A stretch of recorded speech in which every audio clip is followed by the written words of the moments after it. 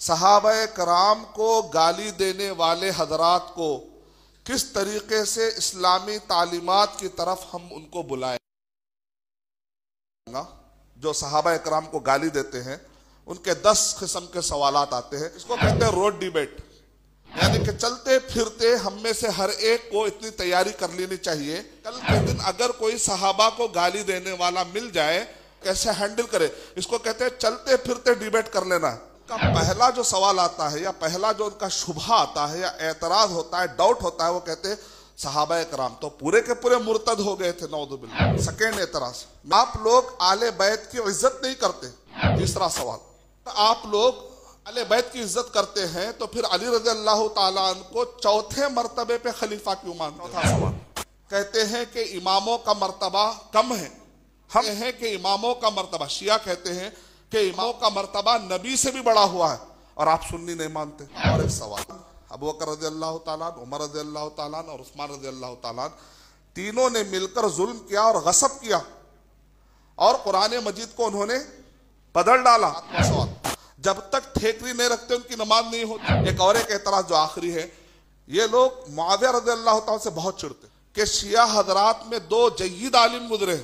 انہوں نے سنہ والجماع کو انہوں نے اختیار کیا، بلکہ انہوں نے سلفیت اہل حدیث کو انہوں نے اختیار کیا. سنیوں میں بھی سلفیت اور اہل حدیث کو انہوں نے اختیار کیا. تو انہوں نے حنفی، شافعی، مالکی، حنبلی، جعفری فرق، زیدی فقہ، ناصری فرق، نصیری فقہ، ساری فقہ انہوں نے پڑھ ڈالی. جتنے ڈیٹیل میں انہوں نے فقہ کا مطالعہ کیا پوری دنیا میں بہت کم علماء نے اتنے فقہ کا مطالعہ کیا، اور وہ ساری فقہ کو انہوں نے ایک کتاب میں جمع کر دیا. پورا ریسرچ کرنے کے بعد آخری میں انہوں نے کہا سب سے بیسٹ یہ شیعہ کا راستہ نہیں بلکہ سنی کا راستہ ہے، اور سنیوں میں بھی سلفیت کا راستہ ہے. الحمدللہ اللہ جس کو چاہتا ہے توفیق دیتا ہے. میں اس پوائنٹ سے آپ کو کیا بتانا چاہ رہا ہوں کہ ہم یہ طے نہ کریں کہ کوئی آدمی جو صحابہ کو گالی دینے والا ہے وہ کبھی بدل ہی نہیں سکتا. ایسے ہم طے کر کے نہ بیٹھ جائیں ان کی ہم گستاخی کر سکتے ہیں. آپ نے قریب میں ویڈیو دیکھا ہوگا کہ ایک کیک بنایا گیا عائشہ فی النار، نعوذ باللہ، اور اس کو باقاعدہ دکھایا گیا، پوری دنیا میں پھیلایا گیا. بہت سارے سنی حضرات 92% ہیں، معاف کرنا لیکن غیرت نہیں، صحابہ کے بارے میں غیرت نہیں. الا انہم هم السفہاء ولکن لا یعلمون. اللہ تعالیٰ کہہ رہے جو صحابہ کو بیوقوف سمجھے وہ بیوقوف. وَمَن يُشَاقِقِ الرَّسُولَ مِن بَعْدِ مَا تَبَيَّنَ لَهُ الْهُدَىٰ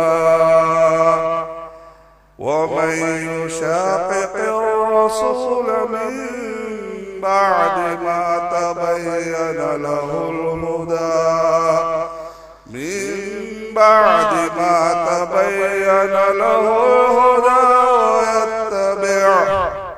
وَيَتَّبِعْ غَيْرَ سَبِيلِ الْمُؤْمِنِينَ نُوَلِّهِ مَا تَوَلَّىٰ وَنُصْلِهِ جَهَنَّمَ وَسَاءَتْ